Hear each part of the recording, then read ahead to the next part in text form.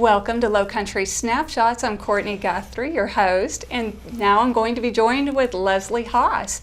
You may have seen her riding around Sun City on a unicycle, or maybe you saw her right here on Sun City TV on her own television show.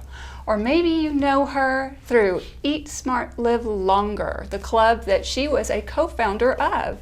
Thank you so much for joining me on my show. Thank you for having me, Courtenay. Okay, so I want to start with your sisters and your family life and your work ethic, which all goes back to when you first started working. How old were you? I was actually 12 years old, and I got the coveted job of cleaning our father's office. It was handed down to me by my big sister, and the fourth sister that doesn't live here, and I got to go 6 days a week and take care of it. It was great spending money, but it really gave me an appreciation for the value of a dollar and the responsibility that comes with having a job so often. It was an easy job, but I had to walk or bike until I got a car, and I did that until I was 18. And you worked how many days a week? 6. 6 days? Except when I was on vacation and I would have to line somebody up and train them on how to do it. So it was a good, really good work ethic, and I know that my father did it on purpose for all of the kids that, had time to do it. Smart man. Okay, so you said your sister handed it down to you. What was your relationship like with your sisters? How many did you have? What was all that like? Great question. Not only did she hand down that job, but when she went away to college, because I was the youngest by far, I was the fifth of 5, and when she went away to college, she left me her unicycle, which at about age 10 I decided to tackle and learn how to ride. She left me that job. And then my oldest sister, Karen, who is about 16 years my senior, was very instrumental in my growing up. We traveled together. I would take the bus to where she lived in Pennsylvania. And I got to know all my sisters and our one brother. So it's 4 sisters and 1 brother. And we grew up in a small town. It was quite like Mayberry, but it was Radford, Virginia, a super place to grow up. And then I spread my wings and went to Richmond, Virginia, where I lived for 32 years. Wow. Okay, so you've been incredibly smart and innovative, and I want to get to all of that, but I have to know, I'm kind of jumping the story, but how did it all happen where you and at least 2 of your sisters live here in Sun City? Did you move here because of them? Did they move here because of you? I moved here because of them. I had been visiting here with my kids for 20 years, but when I had an opportunity to move south, rather than go all the way to Florida, it just made so much sense. And when my partner, Richard, came to visit for the very first time, he too fell in love with Sun City. I mean, who wouldn't love it? It's so beautiful. We feel like we're living in paradise. So it was the natural decision to move here, and we were lucky to get a home equidistant from both sisters. So we're near the nature trail. We get to take part in walks and picnics and outings. So it's been a great reunion, because our whole lives we were separated by so many hundreds of miles and so many hours that finally in our golden years we're able to be close together and be a family again. That's so beautiful. So I want to come back to that. You have innovated in your lifetime quite a bit. Tell me about your 3 patents. Well, I like to find a better way or build a better mousetrap. And as a side business to the plastic lumber company that I co-owned and founded with my ex-husband, I began going to wine festivals with fabric gift bags, beautiful, like the Ferrari of fabrics, beautiful fabric bags that people could give as a gift to others, because we all want to feel special. And my philosophy with the bags was, you can put a really inexpensive bottle in it and still make a nice impression, or what expensive bottle deserves anything less than a beautiful bag? And my eco-friendly part took over, and this is so much more eco-friendly than paper or gift wrap. So I started making the bags, and then the scraps left over from the bag cuttings I kept, and finally found a use for them at a festival. People were wearing their wine glass on a bare brass wire holder. So I didn't invent wearing a wine glass, but I used those trimmings and made a unique one that was my first patent. And I called it the Very Bowberry Eat, Drink, and Be Merry. And It was, I love it. it was fun. It was the most profitable product that I had. We sold them like gangbusters, but I was making them with either the help of workshops that employed people with disabilities. They would do some of my ribbon trimming and things like that, some of the packaging. But Richard saw me in action at the Charleston Food and Wine Festival. People were trying to put their bottle of water in my wine holder, and it would work, but to make it really hold securely, I would put a wide rubber band around the top, or a silicone band like those wristbands for a cause. And he had his eureka moment. He said to me, I have an idea of how you could simplify that. You have your wine product, you have a water bottle holder, and I think we could sell it. And so we became business partners. And so we applied for patents for the water bottle carrier that you wear to be hands-free, just like at the wine festivals. But with the water, everybody needs to drink water. So we're promoting, healthy hydration, but we're also trying to keep people from using reusable bottles or disposable bottles and use the sports bottle. And we're hoping that they're not going to throw it away because it's something that they can have with them without having to carry it. Oh, it's brilliant. It's absolutely And brilliant. it's a branding thing too, because the lanyard can be imprinted with your club, your community, your team. It can be something that you wear to promote your cause, just like you do a wristband. Oh, that's fascinating. And you're still selling those today, correct? We made prototypes, but when we moved here, we discovered Sun City. We started getting very involved in the community with the club, and we literally just put it into mothballs. We wanted to take off with this product in a way that was big.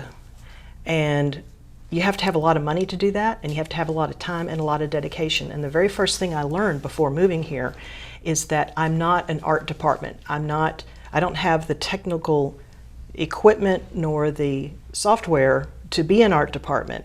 So the whole customization the process is going to have to be outsourced.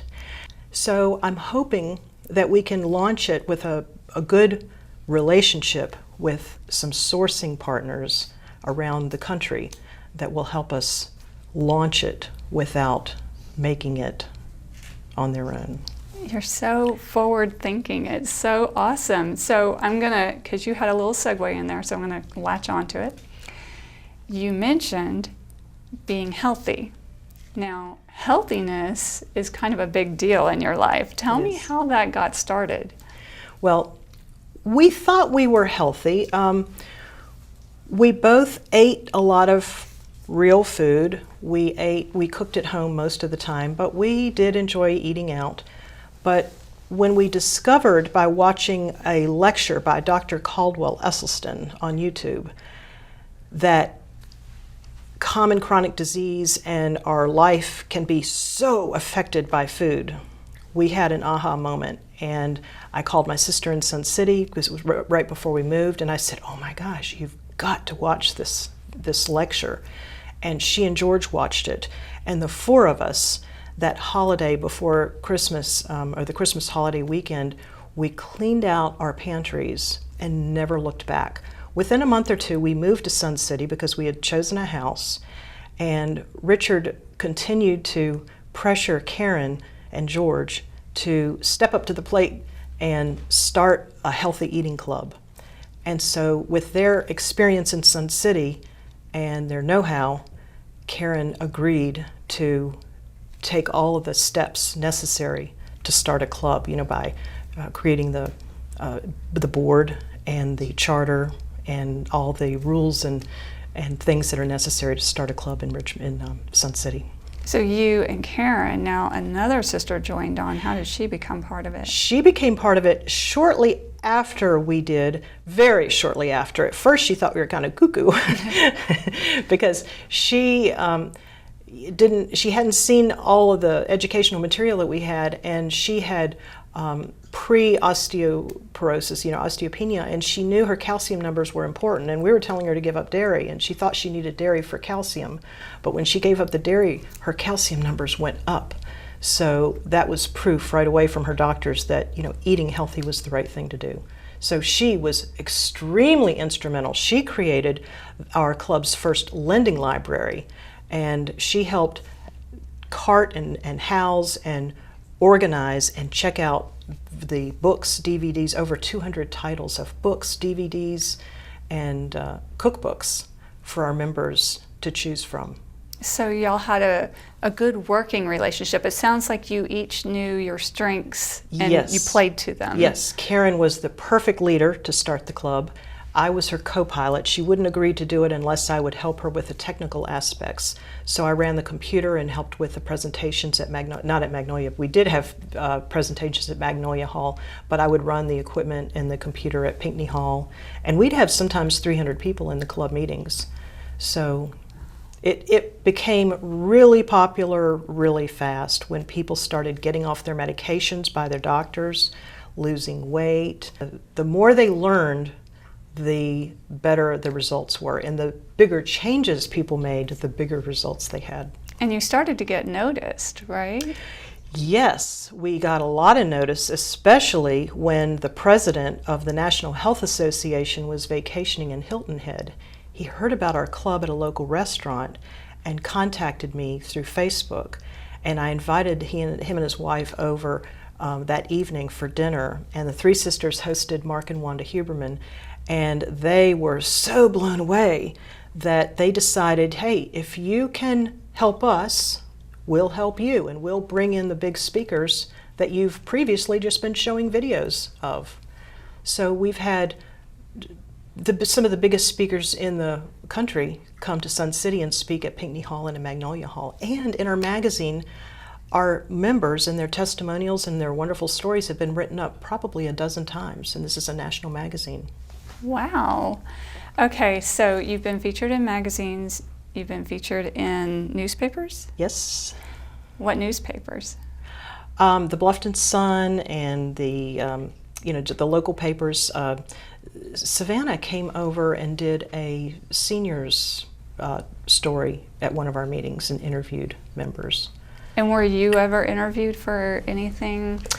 I was on QVC once. I thought there was a TV appearance in there, but that wasn't for the That wasn't for the Eat club. No, it was during their Quest for America's Best, and that was back in my Richmond, Virginia days. And as co-owner of Plastic Lumber Specialties, I was selected to be on their show for one of the product demonstrations, and it was something that we sold through our plastic lumber company. So I am with a celebrity, like, in your own right.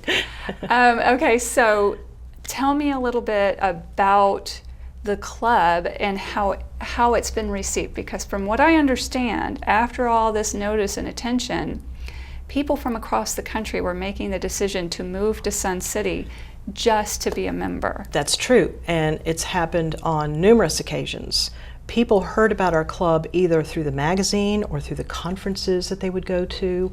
I also joined my sisters on the Holistic Holiday at Sea vegan cruise, and that's full of international people, and I became sort of the MC, and I had the honor to introduce the keynote speakers on this 2,000 and 3,000 person 7 to 11 day cruise.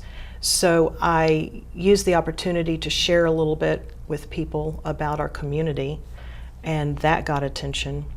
Trying to think how else. I know that there were some other ways that people, I know that we were invited, my sisters and I were invited to be presenters in Las Vegas at Chef AJ's Ultimate Weight Loss Conference, UWL, in 2018.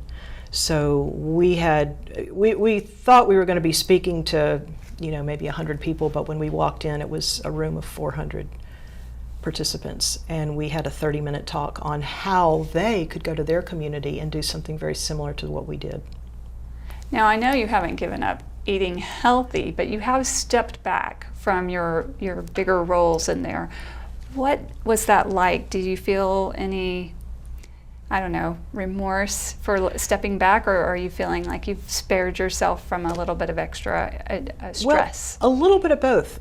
We're so grateful because we never, ever could have gotten the club off the ground without the volunteers and our board and the amazing club members. So these same people have stepped up to the plate, and they're running the Kickstart program. They're, chairing the committees, and they're doing so many of the things that we started and many new things on their own. So it's just a passing of the baton, really. The one thing I do miss, though, is teaching healthy cooking classes. And the cooking show, too. I really enjoy doing it, but it's a lot of work. And when Richard and I decided it was time for him to retire, it was time then for Leslie to figure out how Leslie is going to bring in some income to the household. So we are looking at our products, and we've taken them out of storage, and we've set up an Amazon store. So where our focus now is less on volunteerism and more on income. So you talked a little bit about your art department desires, but you didn't talk about the manufacturing of products. Tell me a little bit about that process and what's going on in the future for you there. Okay. I converted my home office into a little bit of a sewing room and a workshop. I loved buying the fabrics, and I devised very efficient ways to cut and sew, but I knew that I needed bigger production. So I did a lot of research, and contacted the very top of my list choice, a factory in Richmond, Virginia that specialized in dancewear, and spoke with the plant manager and said, here's my line of fabric gift bags, and I would like to get pricing to consider on having you utilize your workshop, your factory, to do sewing, cutting and sewing. And he gave me great prices, and he said, this is the perfect match, because if we do your sewing as well as a few other contract jobs, we won't have to lay off our staff in the off season, because they specialized in school year related products. So I got really great people, professional help at super prices.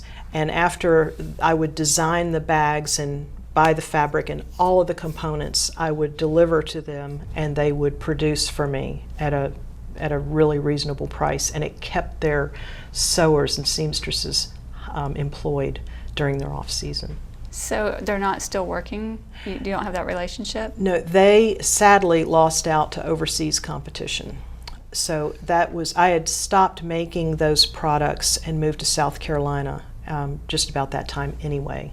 So that's why I literally put things into storage, because I wasn't ready to be manufacturing again. And if I can avoid having things made overseas, I really want to. As a matter of fact, in Virginia, we partnered with a few workshops that employed people with disabilities to do a little bit of packaging for us, a little bit of shipping, and anytime we can work with a workshop to give them some interesting work to do that's different than the usual type of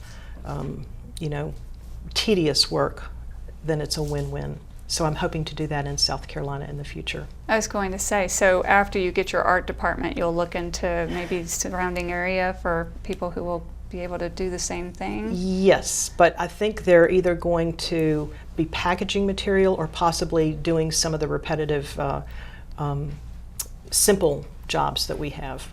Because a lot of the products that I have are not complicated. They're really easy to make. It's just that I don't want to be making them in my house or in my garage. I'm not set up to do that. I don't think the zoning would work either. So I've never made anything in my house, here in South Carolina. Well, sometimes the best products are the simplest products. That's the right. ones you wish you thought of yourself.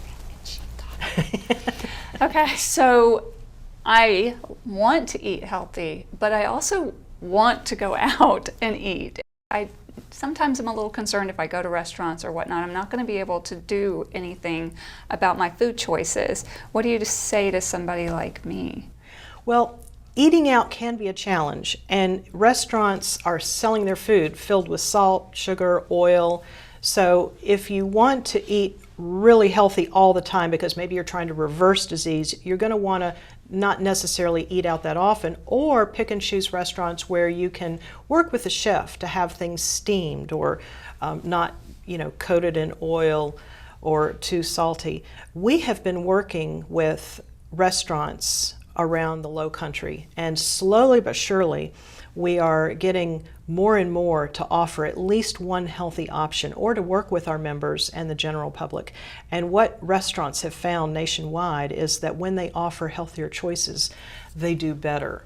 So we have a committee that is reconvening to work with owners and chefs at area restaurants to offer more plant-based meals, and preferably at least one dish that complies with whole foods, plant-based, with little or no added oil or salt. And so you just have to know what to ask for and work with the chef. Or eat before you go.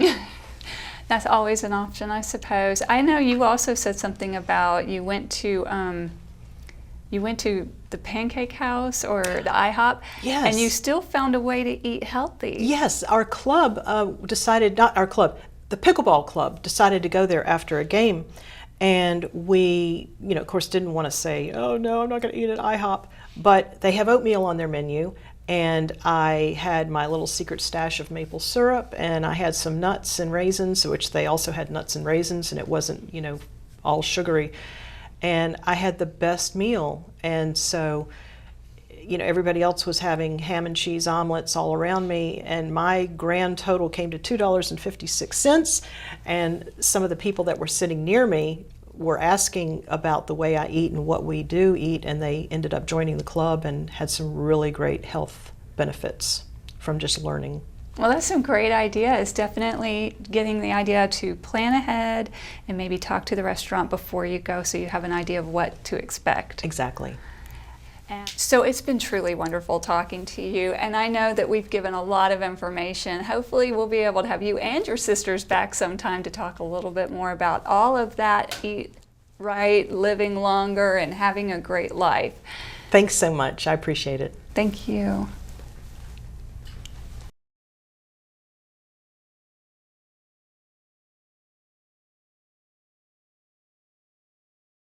I'm not going to do this on camera. But Richard and I have been looking at a lot of cooking show videos. Of course, Julia Child came up. Oh, yes, you got to do it. And he wanted me to say, hello! Welcome to Healthy Eating. Healthy Eating. Yes, yes. I can do that. Healthy Eating with Leslie. And it went up higher every time she took another drink. Today's episode we're calling The Beauty of Beans, because beans are so... We're rolling, Rich. All right, are you staying out? You can't come in. You can't come in. Never again. Potatoes with a little bit of...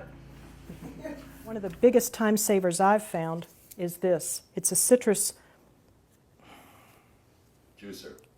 What is it? Use it at the bar. Squeezer. It's not a squeezer. Juicer. Juicer. It's a press. It's a press. Thank you. There you go. There's the word. Have this ready. I definitely. A quarter cup in a bowl. No, we're not. Oh, we are. It's that easy. Oh, you got it. Let's go back to that. And I need my measuring spoons. Here they are. You got them. Okay, thank you. Does this other sauce one need to be opened?